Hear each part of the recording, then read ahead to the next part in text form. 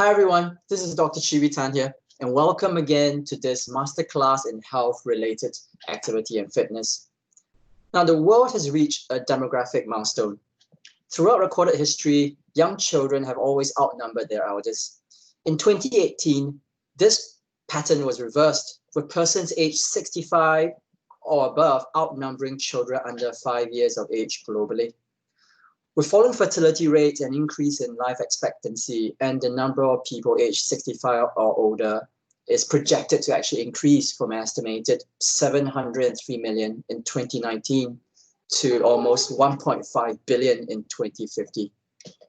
With people living longer, the quality of their lives become more important so that they can enjoy life to its fullest. However, as we age, obviously health issues will become an increasing problem and become more dominant in our lives. In particular, older people become frailer. They become frail. This in turn will have implications on our health and social services, as well as the social and familial support systems that we currently have.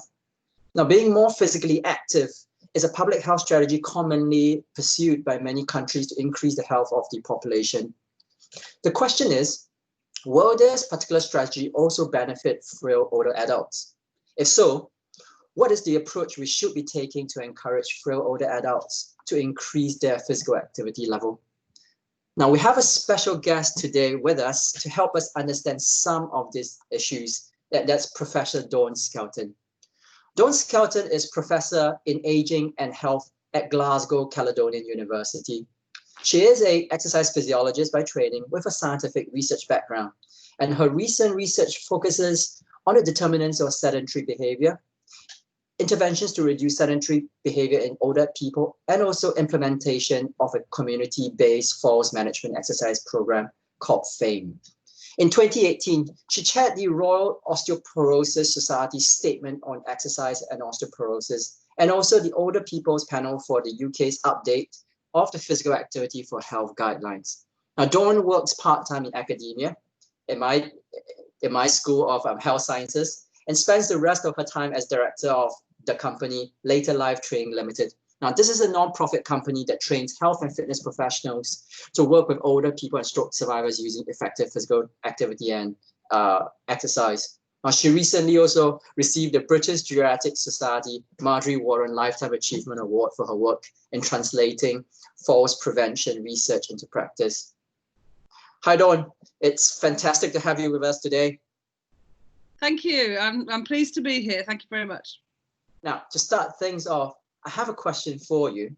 Now, when we think about frail older adults, we usually think about ill grandparents or a neighbor, perhaps, who have been living in a care home. Now, is this a picture, is this picture in our minds a correct picture of who these people are?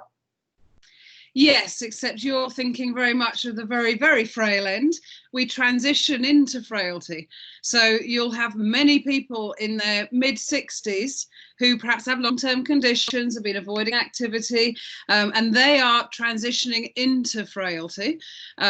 So they will start finding a few more difficulties with certain things.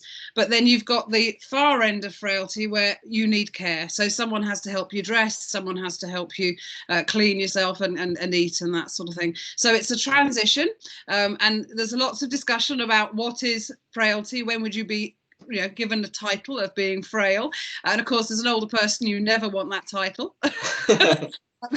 I took my mother to a frailty clinic at Forth Valley a few months before Christmas, and I've never seen her walk so robustly. She was determined to prove everybody wrong. But it's a funny term, but exactly that. It's where you know that person needs some help. Okay. No, so it is actually a spectrum that we can actually, I mean, it is not just because you cross a certain threshold point and you become frail. So it's really a spectrum that we actually reach as we go on. Now, knowing that, what is, based on that sort of understanding of what frailty is, what is the sort of prevalence of frailty of older adults in the population? Well, the last time I saw a paper, and every time I look at a paper, it gives different figures because people use different ways of defining frailty, but give or take, it's about maybe 3 or 4% of over 65s are in mild frailty, so not a lot, and that's probably because they've still been working, they've still been physically active. And then we get to about the more severe frailty. We are looking at about 35% of over 80s, so at least a third of over 80s will have severe frailty, and by that we mean that they require help in 3 or 4 more tasks of activities of daily living. So it ranges quite a lot. Now, I think one of the things that depends on what prevalence figures are given is how it's recorded, and so there are some very simple measures that are used in hospitals, for example, by physios and OTs, like the Rockwood Clinical Frailty Scale, and that is really looking at them. So it's observing their movements, their abilities, and just marking them on a really simple scale, and that's where you get those figures I spoke from just now. But other people have started doing frailty prevalence via GP records, and they're using things such as the electronic frailty index. And that's calculated by a number of things. So have they got any long-term conditions? Are they on medications?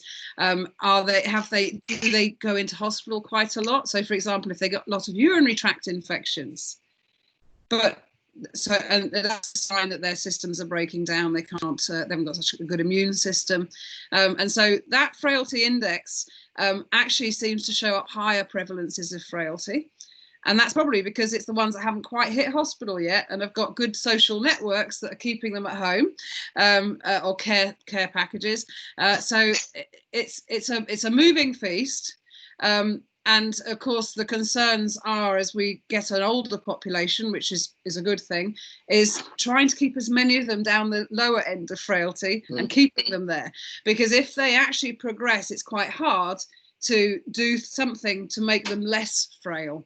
Their resilience is so poor when they get really severely frail. So our main aim essentially is look at somebody, and if you can see they're struggling, either struggling with balance or with moving about without a stick, or that immediately should say, yes, there's some frailty there, what can I do?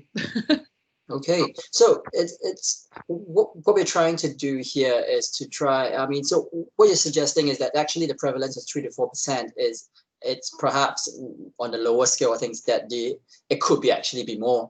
I reckon that we're probably, my personal opinion is at least 20% of over 65s are moving into frailty. And the issue, and that's one of the reasons why we find it so hard to engage them in physical activity. Because if you start getting fatigued very easily, if you feel a little bit unsteady on your feet, you're not going to want to be active because you're worried you'll fall. And we know how hard it is to engage older people in activity as it is. So I honestly would say it's as much as a fifth of older people are into frailty that's just starting to affect their daily life.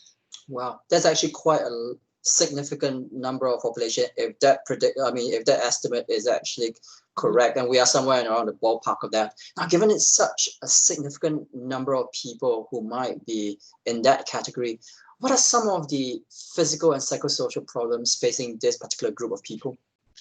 I think the first thing that happens, if you start being unable to do as much, your social networks reduce. So the loneliness, isolation, feelings of lack of support, lack of social engagement, I think they're some of the first things that kick in. And of course, one of the things we're all aware of is that people who are less physically active tend to have more depression, anxiety, and other mental health issues. We don't really know if that's a chicken or egg. Are they becoming like that because they're less active, or are they less active because of the mental health issues? But whatever happens, they interact very closely. So as soon as somebody starts doing a bit less and their social networks reduce, it's a vicious circle. It continues. And so there's the first thing. The second thing is fatigue. They've lost muscle. That's one of the key indicators of frailty, is sarcopenia. Okay, so a loss of weight, a loss of muscle, and it's not always with sarcopenia, but they very, very closely mirror each other. And so as soon as your muscle size gets smaller, everything becomes more of an effort.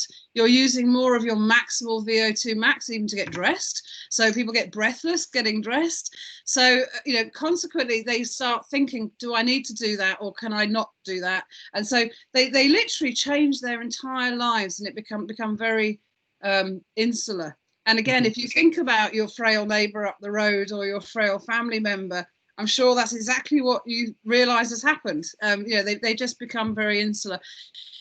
So one of the key things about trying to help them maintain activity is also to help them maintain their social contacts, maintain their mental health.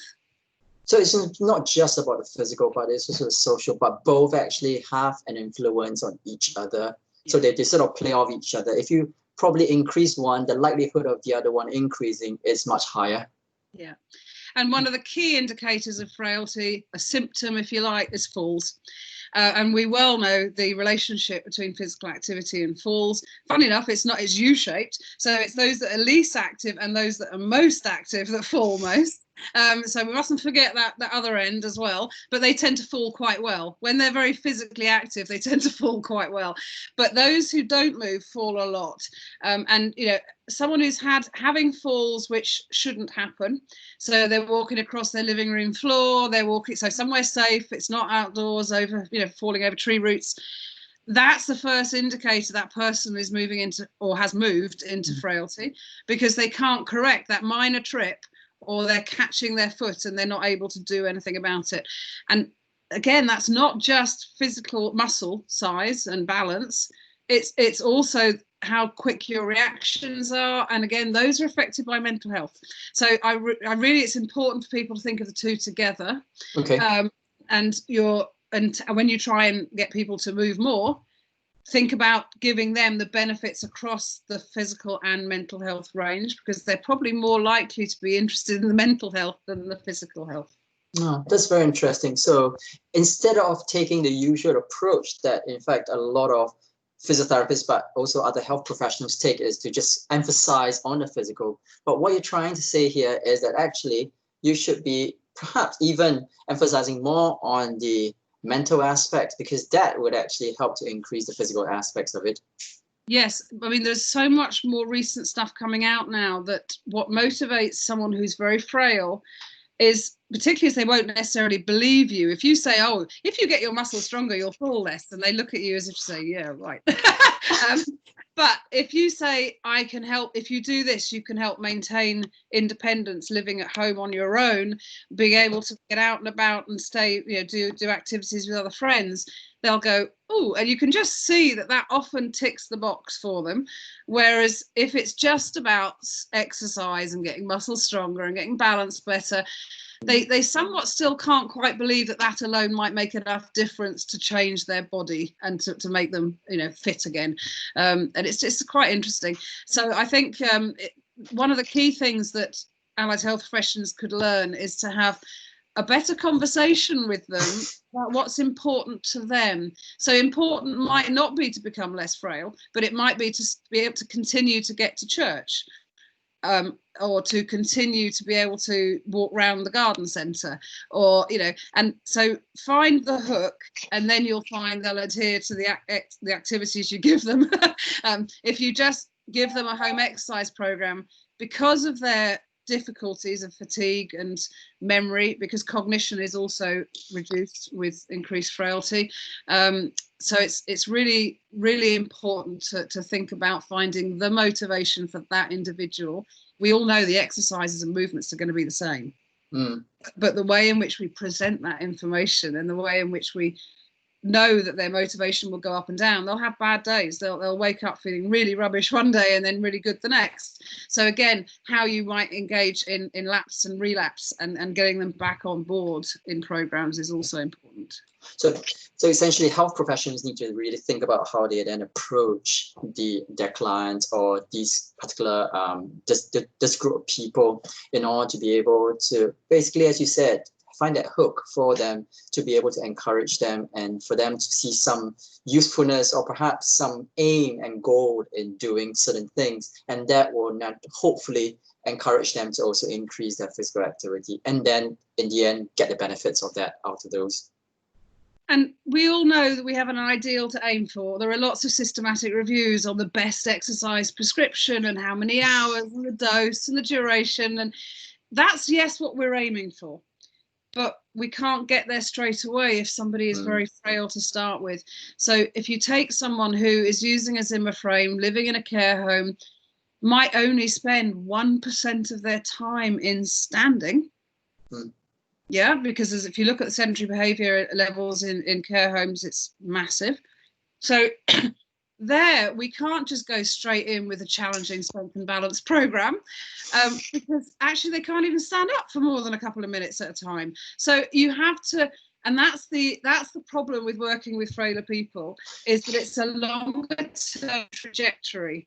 You have to sort of, you want to engage and you want them to carry on. So it has to be small little snacks of movement until they get a little bit more stamina, and then you can add in, and we want win-win tasks. So things that they can see an improvement quite quickly in. And eventually we can get them to that ideal prescription of 3 times a week, a dose of an hour and a half, you know, doing something with resistance training. But if you go in with that as a first view, you'll lose them straight away, and it's just not fair on them either. But you might have someone who's mild frailty, who you do want to go straight in because they've got the stamina and the ability to start straight away, and the quicker you can get them backwards, better, if you like, back off that frailty trajectory, the better. So no individual is going to be the same, and therefore no prescription of exercise is going to be the same either. But we all know we have that ideal to aim for. We also know, let's face it, if someone's in a care home, you might never get to an hour and a half of strength and balance training in a week. Because there are too many other things going on, in that person's health trajectory, or they sleep a lot or whatever. So it's always, should always aim for the ideal, but we need to just build that slowly. And so for some people, it's going to take so much longer because of that. But we should be mindful that if we leave it too long, they may not still be here, because frailty is strongly related to mortality. Okay. And the frailer somebody is, the more likely they'll pick up infections, urinary infections and things, the more likely they are to not do so well with multiple medications, and therefore you have a lot more contraindications and things going on with those. They go into hospital a lot, and we all know how bad hospital is for older people. In terms of the deconditioning, many, even if someone goes in without any particular, they've got an acute event, but they were relatively fit when they went in, older people can lose between 20 and 50% of their function within 2 to 3 weeks of being in hospital, and irrespective of what they've gone in for.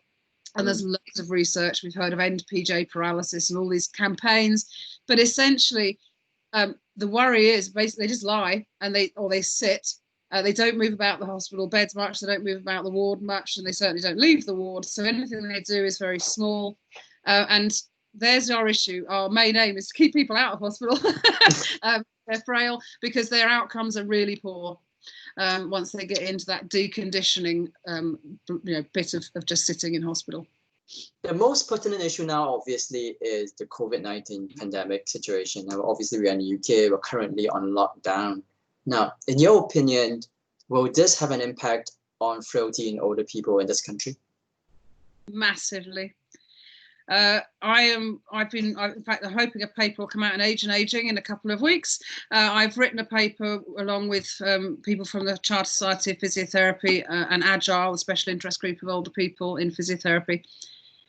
We're of the mind that we'll probably see almost a doubling of people presenting with frailty, say 6 to 9 months after this acute period right now.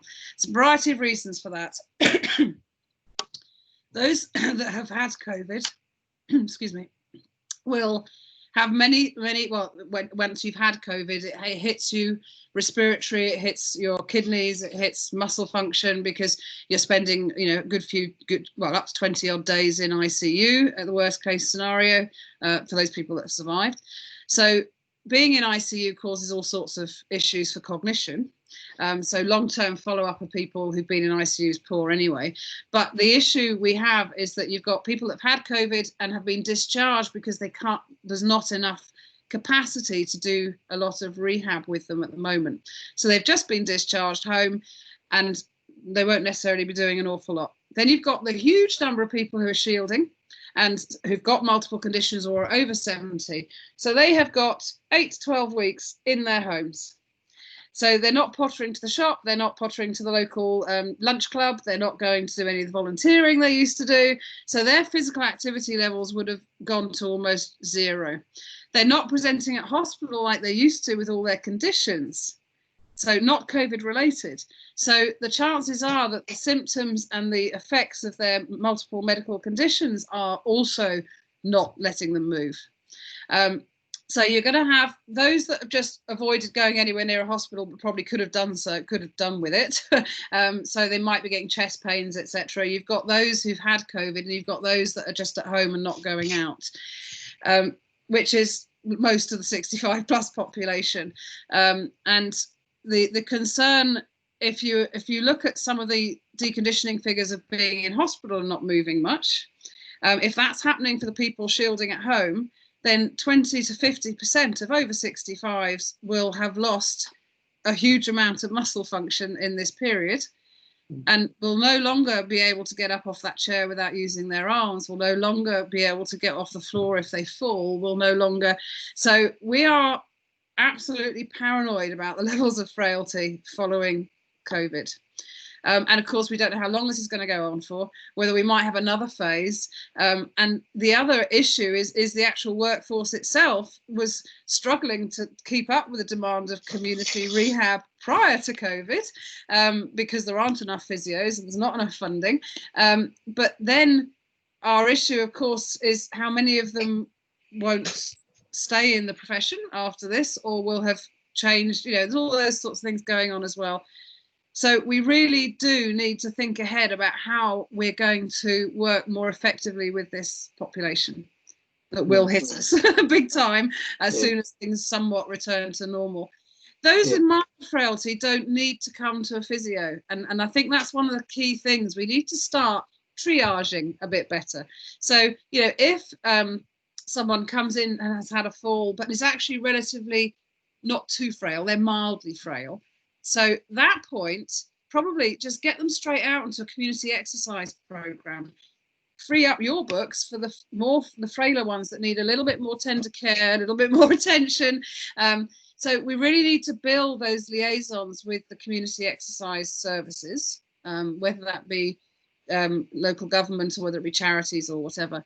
And we need to be aware of who needs to be seen when and by who, in order that we can deal with this tsunami of older people that will need attention and will need some support, not just exercise. Frailty is also about nutrition. It's also about medications and making sure that they're not over medicated and you're not having problems with those as well. So the team, the multidisciplinary team, needs to really involve non-hospital based people as well, so that we can actually ensure that we triage fast track people into different levels of activities depending on their needs. Okay, I mean, you've alluded to some of the approaches that we can take in organization of our health and social care services to face some of the challenges when we actually, during COVID itself, but also post-COVID situation. And I think that's a very nice view of what the next step is. Now, this is a question that I ask all my interviewees during the interview, is that what's their hope in the future for this particular population? What do they hope in terms of not just research, but in terms of organization and support that is being given to this particular precious population? I think it's what's really interesting during COVID is looking at the potential ageism that still exists. We all potentially think that care homes have been somewhat abandoned in all of this and left to their own devices. And we know that if COVID-19 gets into those care homes, it's lethal. but I think my hope is that we over time actually just realize that these people are just as entitled to our help and our support as a child or a young adult in working age, but more importantly, they respond really well. The frailer somebody is, the quicker you actually see and they feel improvements. I mean, it's really quite gobsmacking. I'll give you an example of that. We had a PhD student who's now back in practice in Greater Glasgow and Clyde, Juliet Harvey, and she did a PhD looking at sedentary behaviour, but she did an intervention with sheltered housing residents. And that intervention was just to break up long periods of sitting. It was not an exercise intervention. Okay, so the plan really was to motivate them to stand up at least once an hour. Okay. And they had to stand up for 30 seconds. They didn't even have to walk or do any activity. They just had to stand up for 30 seconds. And we had certain monitors that vibrated, and they only turned off when they sat down after they'd been stood up for 30 seconds. So they had a good motivator to do so. And in a 10-week period, these people got massive, significant improvements in timed up and go, chair rise. So the amount of time to get out of a chair in 30 seconds went up by 3. And if you think about, in 30, that's an increase of 3. So many of them were doing 10 chair rises in 30 seconds. Sheltered housing residents don't do that, believe me. And the point I'm getting at is with these people, that was a great start point. Because timed up and go is strongly related to falls risk, as I'm sure everyone's aware, and chair rise is a very strong indicator of lower limb strength and power. So if they can get out of a chair quite regularly in 30 seconds, they'll still be able to use the stairs, potentially get out the bath. So all of that, the very strong functional connections. So my hope is that we, as a profession and as a service, don't just be blinkered and think that only physios can deliver exercise interventions to frailer older people. If we could change the culture of movement, and the reason I'm saying that, for example, it's culturally normal now to not smoke. We've had 25, 30 years of smoking cessation research. It's not allowed in public. It's taken a long time, and there are still many people smoking. But the point is that culturally, we all know it's not good to smoke. We all know as adults it's good to be active, but there's still something about older adults, particularly the frailer, that as a nation, in fact, across the world, we go, oh, sit down, I'll do that for you. We're actually doing harm by doing that, by taking away their ability to maintain their own muscle function. We're actually doing harm. So we need to change a culture where we stop doing things automatically because someone is frail, and we encourage them to do it with our help. So they practice and they get good at it, and then eventually they don't need our help. Now, of course, some frailty is associated with progressive health problems. So not everybody that we go and work with will become super fit and run a marathon next year. But if we're able to give them better quality of life, for them to be more independent for longer, but we need it to be culturally normal to do that. Friends and family are the worst because they're so paranoid about their relative or friend falling that they practically tie them to a chair. And that couldn't be, it's the worst thing you can do. So I would like our services to embrace movement like we've embraced not drinking and not smoking. So every time you have a conversation with someone, how do you move? Is it comfortable? Do you have problems with that? Can I, etc. So it just becomes a normal conversation, and therefore the importance is raised. We've got, I would like to go so far as to say, I think we've got enough research on what rehab or exercise will prevent falls, will help with frailty, will help with sarcopenia. We just need to actually make it so common in our everyday conversations that people will feel a bit odd if they don't move, or they would actually fight back against the person and go, no, I want to do it myself because I want to maintain my own strength and my own, so it's health literacy and physical literacy. It's education, both of the friends and family, but also that frailer person, that will make a difference. So I'm not going to go around and say everybody should have more therabands and more ankle weights and it's important to progress strength. It is, But the biggest thing we could do is to make movement more important to everybody in the conversations, in every interaction we have, with our, not just with people we work with our friends and family as well. And you know, one of the things that I disagree with is a lot of people saying, oh, you shouldn't have to work when you're past 65. Actually, I think, you know, for many reasons, working gives you a purpose to get up in the morning. It gives you a reason to be active. It gives you interactions, social interactions, which will increase your physical activity generally. Yes, we don't want them digging, you know, heavy digging, that sort of stuff. But my point is that we seem to have this thing that we have to just care. As soon as somebody, you know, retires or is getting frail, we have to care for them. But actually, we should be encouraging them to be the same as us, because that's the way they'll practice and maintain the skills to not progress any further in their frailty. My 96-year-old grandmother, who had a heart attack at 56, kidney removed for cancer aged 40, you know, the prime example of someone that shouldn't live to 96. But she used to go and visit all the old people in the care home. She'd be baking and kneading, so she'd be on her feet. She wasn't doing any specific exercise, but what she was doing is basically constantly still doing what she always did. And, you know, a couple of times when I said, well, do you want me to make that? No, why would I want, you know? So she was great at giving me the understanding that I was over caring for her when I was younger. But it's an important thing, because it also meant that to me, growing up, it was normal for 96-year-olds to still be doing all the things they always did. And so my biggest hope is that we actually change our culture, and we realize the harm we're doing with over caring and doing everything for frailer older people. I mean, there is clearly a lot of work for us to do in the future for this particular population, but there is a hopeful message there that you've just outlined for us. Professor Dawn Skelton, it's been a pleasure speaking with you. Thank you so much. Thank you. Take care.